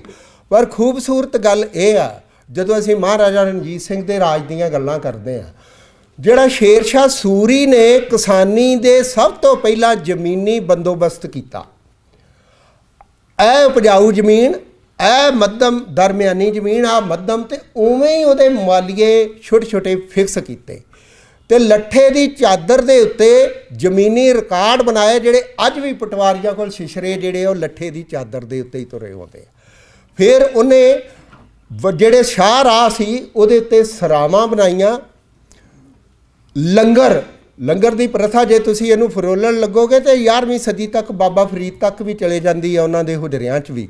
ਅਤੇ ਉੱਥੇ ਲੰਗਰਾਂ ਦਾ ਵੀ ਪ੍ਰਬੰਧ ਸੀ। ਅਤੇ ਜਿਹੜੀਆਂ ਜ਼ਮੀਨਾਂ ਮਤਲਬ ਘੱਟ ਉਪਜਾਊ ਸੀ, ਉੱਥੇ ਸਰਕਾਰੀ ਖਰਚੇ ਦੇ ਉੱਤੇ ਖੂਹ ਲਵਾਏ। ਅਤੇ ਉੱਥੇ मतलब इस नावल ਦੇ ਮੀਨਿੰਗ ਸਾਦਕ ਸੁਲਤਾਨ ਸ਼ੇਰਸ਼ਾਹ ਸੂਰੀ ਵੀ ਜਿਹੜੀ ਇਹ ਦੇਸ਼ ਵੱਖ-ਵੱਖ ਕੌਮੀਅਤਾਂ ਦਾ ਦੇਸ਼ ਆ, ਵੱਖ-ਵੱਖ ਤਰ੍ਹਾਂ ਦੇ ਹਾਕਮਾਂ ਦਾ ਦੇਸ਼ ਆ ਤੇ ਰਾਜਾ ਕੇਵਲ ਅਜੋਕਾ ਹੀ ਜਿਹਦੀ ਉੱਚਤਾ ਦੀ ਮਿੱਥ ਸੁਰਜੀ ਜਾ ਰਹੀ ਹੈ। ਇਸ ਤਰ੍ਹਾਂ ਦੀ ਕੋਈ ਗੱਲ ਨਹੀਂ। ਰਾਜੇ ਇਤਿਹਾਸ 'ਚ ਤੁਸੀਂ ਉਹਨਾਂ ਦੇ ਕਿਰਦਾਰ ਦੇਖੋ, ਉਹਨਾਂ ਦੇ ਚਰਿੱਤਰ ਦੇਖੋ ਔਰ ਕਿਵੇਂ ਸ਼ੇਰਸ਼ਾਹ ਸੂਰੀ ਇੱਕ ਮਤਲਬ ਬਾਦਸ਼ਾਹ ਹੋ ਕੇ ਵੀ ਉਸ ਵੇਲੇ ਕਿਸੇ ਔਰਤ ਦੀ ਬੇਪਤੀ ਨਹੀਂ ਹੋਈ ਔਰ ਜਿਹਨੂੰ ਹਰਾਇਆ ਉਹਨੂੰ ਬੇਇੱਜ਼ਤ ਨਹੀਂ ਕੀਤਾ ਗਿਆ। ਅਸੀਂ ਮਹਾਰਾਜਾ ਰਣਜੀਤ ਸਿੰਘ ਦੇ ਰਾਜ ਦੀ ਵੀ ਗੱਲ ਕਰਦੇ ਆ ਵੀ ਜਿਹਨੂੰ ਮਹਾਰਾਜਾ ਰਣਜੀਤ ਸਿੰਘ ਨੇ ਹਰਾਇਆ ਉਹਨੂੰ ਬੇਪਤ ਨਹੀਂ ਕੀਤਾ, ਉਹਦੇ ਨਾਲ ਮਾਲੀਆ ਬੰਨ੍ਹ ਲਿਆ ਵੀ ਰਾਜ ਤੂੰ ਹੀ ਕਰ, ਫੌਜ ਮੈਨੂੰ ਦੇ ਦੇ ਜਾਂ ਮੇਰੇ ਲਈ ਫੌਜ ਰੱਖ ਲਾ। ਇਸ ਤਰ੍ਹਾਂ ਦੀਆਂ ਗੱਲਾਂ ਮਤਲਬ ਆ ਸ਼ਾਹਰਾਹ ਜਿਹੜੇ ਤੁਹਾਨੂੰ ਹਿੰਦੁਸਤਾਨ ਦੇ ਨਜ਼ਰ ਆਉਂਦੇ ਆ ਜਾਂ ਇਸ ਤਰ੍ਹਾਂ ਦੇ ਵੱਡੇ ਜ਼ਮੀਨੀ ਸੁਧਾਰ, ਉਸ ਵੱਲ ਧਿਆਨ ਦਿਵਾਇਆ ਗਿਆ ਵੀ ਸਾਡੇ ਇਤਿਹਾਸ 'ਚ ਮਾਨਵਤਾ ਦੇ ਪੱਖ ਤੋਂ, ਲੋਕਾਈ ਦੇ ਪੱਖ ਤੋਂ ਬਹੁਤ ਸਾਰੇ ਕੰਮ ਜਿਹੜੇ ਹੋਏ ਆ ਉਹ ਸ਼ੇਰਸ਼ਾਹ ਸੂਰੀ ਵਰਗੇ ਬਾਦਸ਼ਾਹਾਂ ਨੇ ਵੀ ਕੀਤੇ ਆ। ਇਹ ਵੀ ਅਜੋਕੀਆਂ ਸਿਆਸਤਾਂ ਦੇ ਵਿੱਚ ਸਾਨੂੰ ਰਚਨਾਵਾਂ ਇਸ ਧਿਆਨ ਦਿੰਦੀਆਂ ਵੀ ਹਿੰਦੁਸਤਾਨ ਦੇ ਵਿੱਚ ਜੇ ਤੁਸੀਂ ਜਦੋਂ ਇਤਿਹਾਸ ਨੂੰ ਦੇਖਣਾ, ਮਿਥਿਹਾਸ ਨੂੰ ਦੇਖਣਾ ਤੇ ਬਹੁਤ ਕੁਝ ਐਸਾ ਕੁਝ ਆ ਵੀ ਜਿੱਥੇ ਸਭ ਨੂੰ ਪ੍ਰਵਾਨਗੀ ਮਿਲਣੀ ਚਾਹੀਦੀ ਆ ਔਰ ਸਾਰਾ ਕੁਝ ਜਿੱਥੇ ਪ੍ਰਵਾਨ ਰਿਹਾ ਵੀ। ਇਵੇਂ ਹੀ ਇਹ ਮਨਮੋਹਨ ਬਾਵਾ ਦਾ ਅਗਲਾ ਨਾਵਲ ਜਿਹੜਾ ਪ੍ਰਕਿਰਤੀ ਦੇ ਰੰਗ ਹਜ਼ਾਰ ਆ, ਉਹ ਕੁਦਰਤ ਹਿਮਾਚਲ ਪ੍ਰਦੇਸ਼ ਦੇ ਜਿਹੜੇ ਕੁਦਰਤ ਦੇ ਨਜ਼ਾਰਿਆਂ ਨਾਲ ਸੰਬੰਧਿਤ ਆ, ਪਰ ਉਹਦੀ ਵੀ ਦਿੱਖ ਨਾਵਲ ਨਾਲੋਂ ਇੱਕ ਸਫ਼ਰਨਾਮੇ ਵਰਗੀ ਆ। ਇੱਕ ਲੰਮੀ ਕਹਾਣੀ ਦੀ 3 ਵੱਖ ਝਾਕੀਆਂ ਦਾ ਜ਼ਿਕਰ ਆ ਜਿਹੜੇ ਕਿ ਵੱਖ-ਵੱਖ ਨਿਖੇੜ ਕੇ ਵੇਖ ਲਓ ਤੇ ਕਹਾਣੀਆਂ ਵੀ ਬਣ ਜਾਂਦੇ ਆ। ਪਰ ਉਹ ਵੀ ਨਾਵਲ ਦੇ ਮਤਲਬ ਜੇ ਮਤਲਬ ਸਾਦਕ ਸੁਲਤਾਨ ਸ਼ੇਰਸ਼ਾਹ ਸੂਰੀ ਇੱਕ ਅੱਛੀ ਰਚਨਾ ਹੈ ਤੇ ਅਗਲਾ ਨਾਵਲ ਨਾਵਲੀ ਪਛਾਣ ਤੋਂ ਬਹੁਤ ਥਿੜਕੀ ਹੋਈ ਰਚਨਾ ਹੈ, ਉਹਨੂੰ ਕੋਈ ਉਸ ਤਰ੍ਹਾਂ ਦਾ ਉਹਦੀ ਕੋਈ ਪਾਇਦਾਰੀ ਨਹੀਂ ਬਣਦੀ। ਫਿਰ ਅੱਗੇ ਜਿਹੜਾ ਸਾਡਾ ਬਲਦੇਵ ਸਿੰਘ ਵਾਂਗ ਸਭ ਤੋਂ ਵੱਧ ਨਿਕਲਣ ਵਾਲਾ ਸਾਡਾ ਬਲਬੀਰ ਪਰਵਾਨਾ ਨਾਵਲਕਾਰ ਆ, ਉਹਦਾ ਇੱਕ ਨਾਵਲ ਪਹਿਲਾਂ 2020 'ਚ ਸ਼ੋਰੂਮ ਆ, ਮਾਈਨਿੰਗ ਦੇ ਕਿੱਤੇ ਉੱਤੇ ਆ। ਮਾਈਨਿੰਗ ਜਿਹੜੀ ਆ ਉਹਨੂੰ ਕਿਵੇਂ ਸਮਗਲਰ ਤੇ ਸਿਆਸਤ ਤੇ ਕਿਵੇਂ ਉਹ ਜਿਹੜਾ ਇਹਨਾਂ ਦਾ ਇੱਕ ਨੈਕਸਸ ਬਣਿਆ ਹੋਇਆ। ਤੇ ਪਰਵਾਨਾ ਨੈਟ ਸ਼ੈਲੇ ਗੱਲ ਕਹਿੰਦਾ ਵੀ ਪਿੰਡ ਦਾ ਪਿੰਡਾ ਉਹ ਪਿੰਡਾ ਨਾ ਰਹਿ ਕੇ ਤੇ ਮੰਡੀ ਬਣ ਗਿਆ। ਤੇ ਉਹ ਸਾਰਾ ਕੁਝ ਬਹੁਤਾ ਕੁਝ ਇਸ ਤਰ੍ਹਾਂ ਹੈ ਜਿਹੜਾ ਕਿ ਆਪਾਂ ਨੂੰ ਅਖਬਾਰਾਂ 'ਚ ਵੀ ਵੇਖਣ ਨੂੰ ਮਿਲਦਾ ਹੈ। ਤੇ ਪਰਵਾਨਾ ਦੇ ਇਹ ਗੱਲਾਂ ਉਹਦੀਆਂ ਬਹੁਤ ਸਾਰੀਆਂ ਚਰਸਤੇ ਜਾਂ ਸਾਰੇ ਨਾਵਲਾਂ 'ਚ ਜਿਹੜਾ ਸਾਡਾ ਮਤਲਬ ਜੋ ਕਿ ਪਿਛਲੇ 20-30 ਸਾਲ ਦਾ ਜਿਹੜਾ ਪੰਜਾਬ ਆ, ਮੈਂ ਕਹਿੰਦਾ ਨਾ ਉਹਦੇ ਨਾਲ ਅਕਸਰ ਗੱਲ ਵੀ ਹੁੰਦੀ ਹੈ ਵੀ ਇਹ ਸਾਰਾ ਕੁਝ ਬਹੁਤ ਅਖਬਾਰਾਂ ਦਾ ਹਿੱਸਾ ਆ, ਲੋਕਾਂ ਦੀ ਜਾਣ ਪਛਾਣ ਦਾ ਹਿੱਸਾ ਆ। ਜਦੋਂ ਕੋਈ ਨਾਵਲੀ ਰਚਨਾ ਬਣਦੀ ਆ ਉਹ ਕਿਹੜੀ ਨਵੀਂ ਸਮਝ ਦਾ ਝਰੋਖਾ ਖੋਲ੍ਹਦੀ ਆ। ਜੇ ਇਹ ਗੱਲਾਂ ਸਾਰਾ ਅਖਬਾਰ ਦਾ ਪਹਿਲਾਂ ਹੀ ਸਾਡਾ ਇਹ ਗੱਲਾਂ ਹਿੱਸਾ ਨੇ ਤੇ ਉਹ ਉਸ ਤਰ੍ਹਾਂ ਦਾ ਅਸੀਂ ਤੇ ਹੋਰ ਵੀ ਉਹਨੂੰ ਮਖੌਲ ਵਜੋਂ ਕਹਿ ਰਹੇ ਹਾਂ ਵੀ ਕਈ ਗੰਢਾਂ ਬਣ ਜਾਂਦੀਆਂ ਲੇਖਕਾਂ ਦੀਆਂ ਵੀ ਪਤੀ ਪਤਨੀ ਦਾ ਰਿਸ਼ਤਾ ਹੁੰਦਾ, ਜਿਹੜੀ ਮੈਰਿਜ ਇੰਸਟੀਟਿਊਸ਼ਨ ਉਹ ਖਤਮ ਹੋ ਗਈ ਆ। 3 ਵਾਰੀ ਘਰੋਂ ਇਹ ਲੇਖਕ ਆਪਦੀ ਵਾਈਫ ਤੋਂ ਪਰੌਂਠੇ ਖਾ ਕੇ ਨਿਕਲਦੇ ਆ ਤੇ ਵਿਆਹੁਤਾ ਜੀਵਨ ਦੀ ਬਖਤੋਈ ਕਰਨ ਲੱਗ ਜਾਂਦੇ ਆ ਵੀ ਉਸ ਔਰਤ ਨੂੰ ਹੀ ਭੰਡਣ ਲੱਗ ਜਾਂਦੇ ਆ। ਹਰ ਕੁੜੀ ਹਰ ਮੁੰਡਾ ਆਪਦੀ ਦੇਹ ਦਾ ਜਸ਼ਨ ਮਨਾਉਂਦੇ ਆ। ਇਸ ਤਰ੍ਹਾਂ ਦੀ ਨਵੀਂ ਪੀੜ੍ਹੀ ਨੂੰ ਉਵੇਂ ਹੀ ਖੂਹਾਂ ਤੇ ਉਵੇਂ ਹੀ ਗੱਲ ਕਰੀ ਜਾਣੀ। ਕੁਝ ਹਰ ਗੱਲਾਂ ਵਾਰ-ਵਾਰ ਉਹਦੀਆਂ ਜਿਹੜੀਆਂ ਕਥਾ ਰੂੜੀਆਂ ਜਦੋਂ ਦੁਹਰਾਈਆਂ ਜਾਂਦੀਆਂ, ਨਾਵਲ ਦੇ ਵਿੱਚ ਰਚਨਾ 'ਚ ਫਰੈਸ਼ਨੈਸ ਗਵਾਚ ਜਾਂਦੀ ਆ। ਤੇ ਇਹ ਮਤਲਬ ਇਸ ਤਰ੍ਹਾਂ ਨਾਵਲ ਲੱਗਦਾ ਵੀ ਇਹਦੇ 'ਚ ਜਿਵੇਂ ਜਿਹੜਾ ਸੁਸਾਇਟੀ 'ਚ ਵਾਪਰਿਆ 4 ਚੁਫੇਰੇ ਉਹਦਾ ਬਹੁਤ ਕੱਚਾ ਮਸਾਲਾ ਜਿਹਾ ਤਾਂ ਹੈਗਾ ਆ, ਪਰ ਉਹਨੂੰ ਗੁੰਨ ਕੇ ਜਿਵੇਂ ਇੱਕ ਰਚਨਾ ਸ਼ਾਹਕਾਰ ਬਣਨੀ ਚਾਹੀਦੀ ਆ, ਉਹ ਉਸ ਤਰ੍ਹਾਂ ਦੀ ਗੱਲ ਉੱਭਰ ਕੇ ਨਿਕਲਦੀ ਨਹੀਂ। ਇਹੋ ਗੱਲ ਹੀ ਅੱਗੇ ਉਹਦੇ ਜਿਹੜੇ ਸਿਆੜਾਂ ਦੀ ਕਰਵਟ ਆ ਨਾਵਲ, ਇਹਦੀ ਪਿੱਠ ਭੂਮੀ ਸਾਡਾ ਸਿੰਧੂ ਢਿਗਰੀ ਬਾਰਡਰ 'ਤੇ ਕਿਸਾਨ ਮੋਰਚਾ ਆ। ਸਾਰੇ ਹੀ ਅਸੀਂ ਬੜੇ ਇਮੋਸ਼ਨਲ ਵੀ ਤੇ ਸਾਰੇ ਵਿਚਾਰਧਾਰਾਈ ਤੌਰ 'ਤੇ ਜੁੜੇ ਸੀ ਕਿਸਾਨਾਂ ਦੀਆਂ ਸਮੱਸਿਆਵਾਂ ਨਾਲ। ਪਰ ਜਿਹੜੀ ਫਿਕਸ਼ਨ ਜਾਂ ਨਾਵਲ ਆ ਉਹਦੇ ਵਿੱਚ ਕੋਈ ਚੀਜ਼ ਕਿਵੇਂ ਪੇਸ਼ ਹੋਣੀ ਚਾਹੀਦੀ ਆ, ਉਹ ਮੈਂ ਇਹਦੀਆਂ 2-4 ਗੱਲਾਂ ਤੁਹਾਡੇ ਨਾਲ ਕਰਦਾ ਹਾਂ। ਪਰਵਾਨਾ ਇਹ ਸਮਝਦਾ ਹੈ ਵੀ ਜਿਹੜਾ ਕਿਸਾਨ ਅੰਦੋਲਨ ਹੈ, ਕਿਸਾਨੀ ਸਮੱਸਿਆਵਾਂ ਦਾ ਸਿੱਟਾ ਹੈ। ਬਿਲਕੁਲ ਠੀਕ ਗੱਲ ਹੈ। ਔਰ ਇਹ ਕਿਸਾਨ ਅੰਦੋਲਨ ਹੀ ਕਿਸਾਨੀ ਸਮੱਸਿਆਵਾਂ ਦਾ ਹੱਲ ਆ। ਮੈਂ ਸਮਝਦਾ ਵੀ ਇਹ ਕਿਸਾਨ ਅੰਦੋਲਨ ਬਿੱਲ ਵਾਪਸ ਹੋ ਗਏ, ਪਰ ਕਿਸਾਨੀ ਸਮੱਸਿਆਵਾਂ ਉੱਥੇ ਹੀ ਨੇ, ਅਜੇ ਵੀ ਸੁਸਾਈਡ ਰੁਕੇ ਨਹੀਂ। ਜਿਵੇਂ ਸਰਜੀਤ ਪਾਤਰ ਨੇ ਕਿਹਾ ਸੀ ਵੀ ਜ਼ਖਮ ਤੇ ਪਈ ਹੋਈ ਮਿੱਟੀ ਤਾਂ ਪਾਸੇ ਹੋ ਗਈ ਆ, ਜ਼ਖਮ ਉੱਥੇ ਦਾ ਉੱਥੇ ਆ, ਸਮੱਸਿਆਵਾਂ ਉੱਥੇ ਦੀਆਂ ਉੱਥੇ ਨੇ। ਉਹ ਜਿਹੜਾ ਇਹ ਅੰਦੋਲਨ ਦਾ ਹੰਗਾਰਾ ਆ, ਸਾਡੀ ਬੇਰੁਜ਼ਗਾਰੀ, ਖੇਤੀ ਦੀ ਖੜੋਤ, ਇਹ ਬਹੁਤ ਕੁਝ ਇਸ ਤਰ੍ਹਾਂ, ਮਤਲਬ ਇਹਦੇ ਸਾਰਾ ਕੁਝ ਇਹਦੇ 'ਚ ਜ਼ਿਕਰ ਆ, ਜਿਹੜਾ ਕਿ ਪਹਿਲਾਂ ਵੀ ਉਹਦੇ ਕੁਝ ਨਾਵਲਾਂ 'ਚ ਆ। ਜਿਹੜੀ ਪਰਵਾਨਾ ਕਰਦਾ ਕੀ ਆ ਆਪਦੇ ਨਾਵਲ 'ਚ, ਮਤਲਬ ਸਿਆੜਾਂ ਦੀ ਕਰਵਟ 'ਚ, ਉਹ ਜਿਹੜਾ ਵੇਰਵਾ ਦਿੰਦਾ ਅੱਗੇ ਉਹਦਾ ਕ੍ਰਿਟੀਕ ਪੇਸ਼ ਕਰੀ ਜਾਂਦਾ। ਸਾਹਿਤਕਾਰ ਦਾ ਇਹ ਕੰਮ ਨਹੀਂ ਹੁੰਦਾ। ਸਾਹਿਤਕਾਰ ਨੇ ਕੋਈ ਘਟਨਾ ਲਈ, ਕੋਈ ਉਹਦੀ ਮਤਲਬ ਉਹਨੂੰ ਫਿਕਸ਼ਨਲ ਟੱਚ ਦੇਣਾ ਹੈ, ਉਹਨੂੰ ਕਲਪਨਾ ਦੀ ਪੱਧਰ 'ਤੇ ਪੇਸ਼ ਕਰਨਾ ਹੈ, ਉਹਦੀ ਪੜ੍ਹਤ ਦਾ ਨਿਰਣਾ ਪਾਠਕ 'ਤੇ ਛੱਡ ਦੇਣਾ, ਲੋਚਕ 'ਤੇ ਛੱਡ ਦੇਣਾ। ਪਰਵਾਨਾ ਕੀ ਕਰਦਾ ਵੀ ਪਾਠਕ ਅਤੇ ਲੋਚਕ ਦਾ ਕੰਮ ਆਪ ਹੀ ਕਰੀ ਜਾਂਦਾ ਵੀ ਉਹ ਇਸ ਕਰਕੇ ਇਹਨੂੰ ਆ ਠੀਕ ਨਹੀਂ, ਇਸ ਕਰਕੇ ਆ ਨਹੀਂ। ਲੇਖਕ ਕ੍ਰੀਏਟਿਵ ਰਾਈਟਰ ਦਾ ਇਹ ਕੰਮ ਨਹੀਂ ਹੈਗਾ ਵੀ ਉਹ ਆਪਦੇ ਲੋਚਕੀ ਨਿਰਣੇ ਨਾਲ ਨਾਲ ਹੀ ਦੇਈ ਜਾਵੇ। ਇਸ ਕਰਕੇ ਰਚਨਾ ਸੰਵਾਦ ਨਾ ਬਣ ਰਹਿ ਕੇ, ਇੱਕ ਫਿਕਸ਼ਨਲ ਸੰਵਾਦ ਨਾ ਰਹਿ ਕੇ ਇੱਕ ਲੋਚਕੀ ਕਾਰਜ ਬਣ ਜਾਂਦੀ ਆ। ਪਰ ਇਸੇ ਕਰਕੇ ਹੀ ਮੈਂ ਕਹਿੰਦਾ ਵੀ ਇਹ ਜਿਹੜੀ ਇਹਦੇ ਇਹੋ ਜਿਹੀਆਂ ਰਚਨਾਵਾਂ 'ਚ ਪਾਠਕ ਅਤੇ ਲੋਚਕ ਆਪਣੇ ਆਪ ਨੂੰ ਨਾ ਵਿਹਲਾ ਹੋਇਆ ਮਹਿਸੂਸ ਕਰਦਾ ਵੀ ਜੋ ਗੱਲ ਜੇ ਤੁਸੀਂ ਸਮਝਣੀ ਹੋ ਤਾਂ ਲੇਖਕ ਆਪ ਹੀ ਉਦੋਂ ਕਰੀ ਜਾਣ ਡਿਆ। ਅਤੇ ਇਹ ਕਰਕੇ ਨਾ ਵੀ ਬਹੁਤ ਵੱਡੀ ਘਟਨਾ ਲਹਿਰ ਨਾਲ ਜੁੜਿਆ ਹੋਇਆ ਨਾਵਲ ਜ਼ਰੂਰੀ ਨਹੀਂ ਉਹ ਵੱਡਾ ਹੋਵੇ, ਉਹ ਆਮ ਹੀ ਨਾਵਲ ਹੋ ਸਕਦਾ। ਇੱਕ ਦੋ ਨਾਵਲ ਹੋਰ ਆ, ਕੋਈ ਬਹੁਤੀ ਗਿਣਤੀ, ਜਿਵੇਂ ਪੜਤਾਲ ਆ ਇੱਕ, ਜਾਂ ਸਹਿਜ ਗੁਫਾ ਮੈਂ ਆਸਣ। ਮੈਂ ਨਾ ਬਹੁਤਾ ਗਿਆਨ ਠੋਸਿਆ ਹੋਇਆ ਰਚਨਾ 'ਚ ਵੀ ਰਚਨਾ ਦਾ ਨਾਸ ਮਾਰ ਦਿੰਦਾ। ਸਹਿਜ ਗੁਫਾ ਮੈਂ ਆਸਣ ਜਿਹੜਾ ਭਰਤਰੀ ਹਰੀ ਦੇ ਰਾਹੀਂ ਜਿਸ ਹਵਾਲੇ ਨਾਲ ਗੱਲ ਕੀਤੀ ਗਈ ਆ ਵੀ ਰਾਜ, ਤਾਜ, ਭੋਗ, ਜੋਗ, ਸਾਰਾ ਕੁਝ ਬੰਦਾ ਖਰਚ ਹੰਢਾ ਕੇ ਵੀ ਜੀਵਨ 'ਤੇ ਕੁਛ ਵੀ ਨਹੀਂ ਆ। ਔਰ ਨਾਵਲ ਕਈ ਵਾਰੀ ਪੜ੍ਹਨ 'ਤੇ ਪਾਠਕ ਨੂੰ ਐਸੀ ਅਖਿਆਈ ਮਹਿਸੂਸ ਹੁੰਦੀ ਆ ਵੀ ਜਦੋਂ ਤੁਸੀਂ ਆਪਦੀ ਵਿਜ਼ਡਮ ਨੂੰ ਹੀ ਸਾਰੀ ਨੂੰ ਵਿੱਚ ਠੋਸ ਦਿੰਦੇ ਹੋ। ਤੁਸੀਂ ਮਤਲਬ ਆਪਾਂ ਨਾਵਲ ਨਾਨਕ ਸਿੰਘ ਦੇ ਪੜ੍ਹਦੇ ਹਾਂ, ਜਸਵੰਤ ਸਿੰਘ ਕੰਵਲ ਦੇ ਪੜ੍ਹਦੇ ਹਾਂ। ਨਾਵਲ ਦੀ ਇੱਕ ਸ਼ੈਲੀ ਹੁੰਦੀ ਆ, ਨਾਵਲ ਦੀ ਇੱਕ ਰਵਾਨਗੀ ਹੁੰਦੀ ਆ। ਬਹੁਤ ਸਾਰੇ ਇਹ ਨਾਵਲ ਐਸੇ ਆ ਜਿਨ੍ਹਾਂ ਦੀ ਰਵਾਨਗੀ ਜਿਹਦੇ 'ਚੋਂ ਪਾਠਕ ਪੜ੍ਹਦਾ ਪੜ੍ਹਦਾ ਉਕਤਾ ਜਾਂਦਾ ਹੈ ਵੀ ਬਹੁਤ ਮਜਬੂਰੀ ਨਾ ਹੋਵੇ ਅਤੇ ਪੜ੍ਹਨਾ ਵਿੱਚੇ ਛੱਡ ਦਿੰਦਾ। ਇਸ ਕਰਕੇ ਉਹ ਰਚਨਾਵਾਂ ਵੀ ਉਕਾਊ ਹੋ ਜਾਂਦੀਆਂ ਨੇ, ਬੁੱਧੀ ਨਾਲ ਲੱਦੀਆਂ ਹੋਈਆਂ। ਕੇਵਲ ਵੀ ਜਸਵੰਤ ਸਿੰਘ ਕੰਵਲ 8 ਜਮਾਤਾਂ ਪਾਸ ਵੀ ਨਹੀਂ ਸੀ।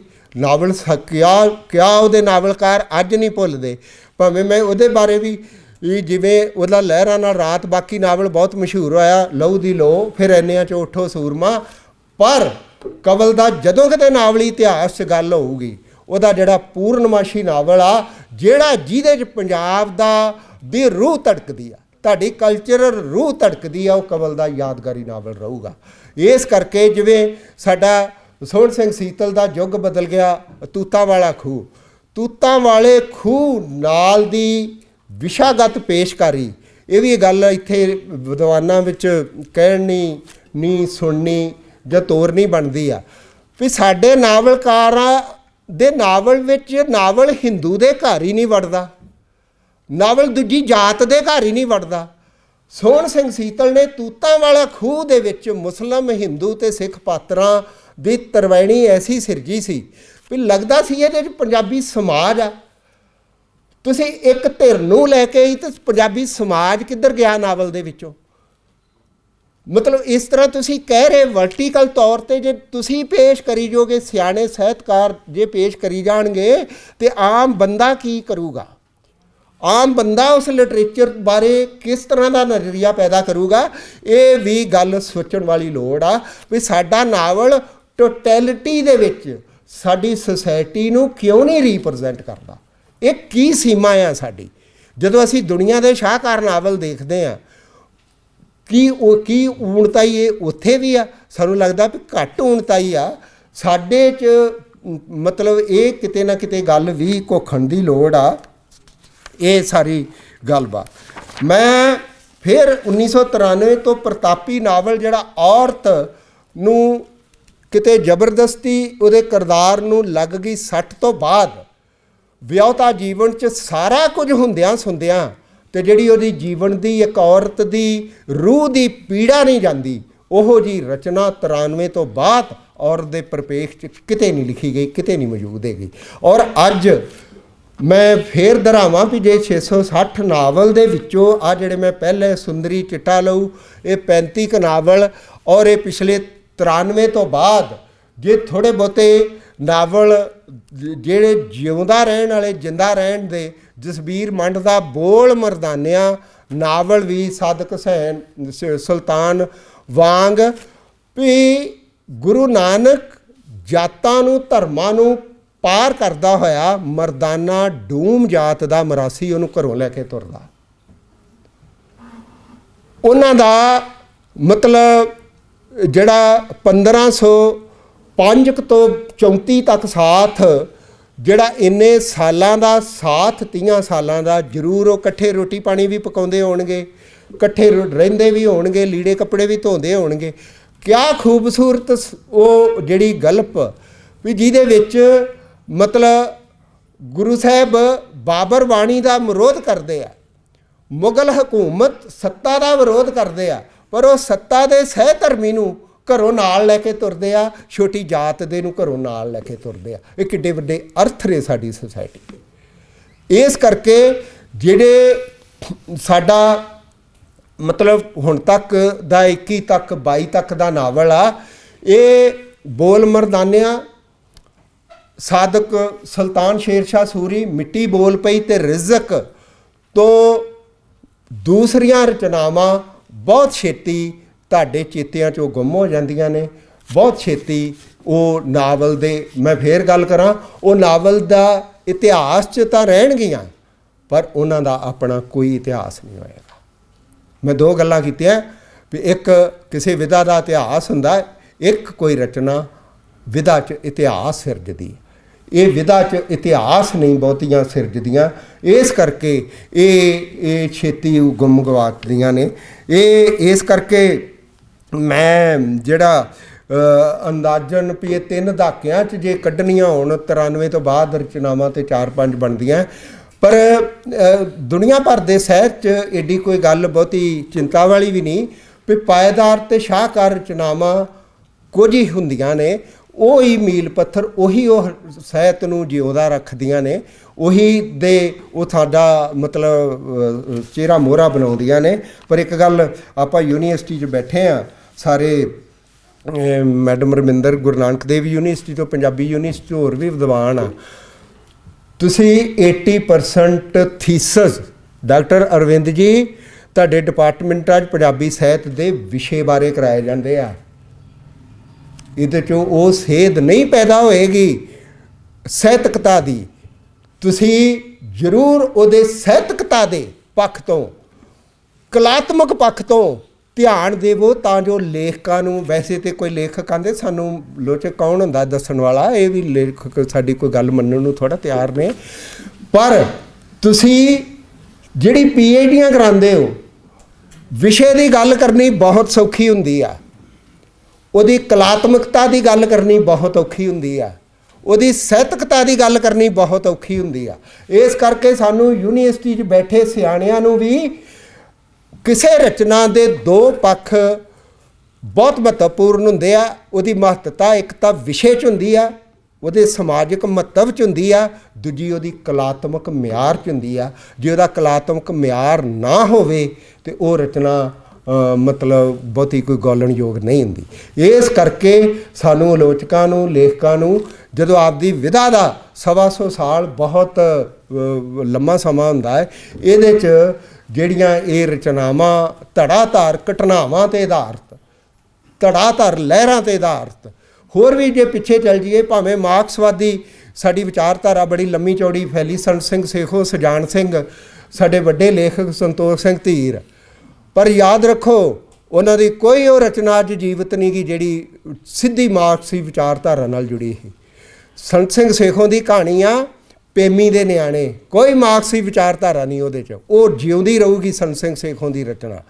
ਸੁਜਾਨ ਸਿੰਘ ਦੀ ਰਾਸ ਲੀਲਾ ਵਰਗੀ ਕਹਾਣੀ, ਫਿਰ ਉਹਦੀ ਕੁਲਫੀ ਵਰਗੀ ਕਹਾਣੀ, ਉਹ ਸਦਾ ਯਾਦ ਰਹਿਣਗੀਆਂ। ਸੰਤੋਖ ਸਿੰਘ ਧੀਰ ਦਾ ਕੋਈ ਇੱਕ ਸਵਾਰ ਜਾਂ ਸਧਾਰਨ ਆਦਮੀ, ਅਡਿਆਲੋ ਜੀ ਰਚਨਾ ਦਾ ਕਈ ਵਾਰੀ ਰਚਨਾ ਉਹਦੀ ਭਾਰ ਥੱਲੇ ਦੱਬ ਜਾਂਦੀ ਆ ਅਤੇ ਉਹ ਚੀਜ਼ ਨਹੀਂ ਉੱਭਰਦੀ। ਮੈਂ ਇੱਕ ਵਾਰ ਇੱਕੋ ਲਾਈਨ ਗੱਲ ਕਰਕੇ ਮੁਕਾ ਦੇਣੀ ਆ ਵੀ ਰਚਨਾਵਾਂ ਸਾਹਿਤ ਲੰਮੇ ਸਮੇਂ ਤੋਂ ਚੱਲੀ ਆ ਰਹੀ ਮਨੁੱਖੀ ਖਸਲਤ, ਮਨੁੱਖੀ ਵਿਹਾਰ ਨੂੰ ਪਕੜਨ ਵਾਲੀਆਂ ਰਚਨਾਵਾਂ ਅਤੇ ਯਾਦਗਾਰੀ ਪਤਰਾਵਲੀ ਵਾਲੀਆਂ ਰਚਨਾਵਾਂ ਹੀ ਜਿਉਂਦੀਆਂ ਰਹਿੰਦੀਆਂ ਨੇ, ਨਹੀਂ ਤਾਂ ਇਤਿਹਾਸ 'ਚ ਗੁੰਮ ਗਵਾ ਜਾਂਦੀਆਂ ਨੇ। ਮੈਂ ਗੁਰਮੁਖ ਜੀ ਦਾ, ਸਰਜੀਤ ਜੀ ਦਾ ਬਹੁਤ ਧੰਨਵਾਦੀ ਹਾਂ ਵੀ ਅਸੀਂ ਤਾਂ ਹੋਰ ਹੀ ਰੁਝੇਵਿਆਂ ਦੇ ਬੰਦੇ ਆ, ਸਾਨੂੰ ਬੋਲਣ ਦਾ ਮੌਕਾ ਦਿੱਤਾ ਸਿਆਣੇ ਲੋਕਾਂ 'ਚ। ਬਹੁਤ ਬਹੁਤ ਧੰਨਵਾਦ।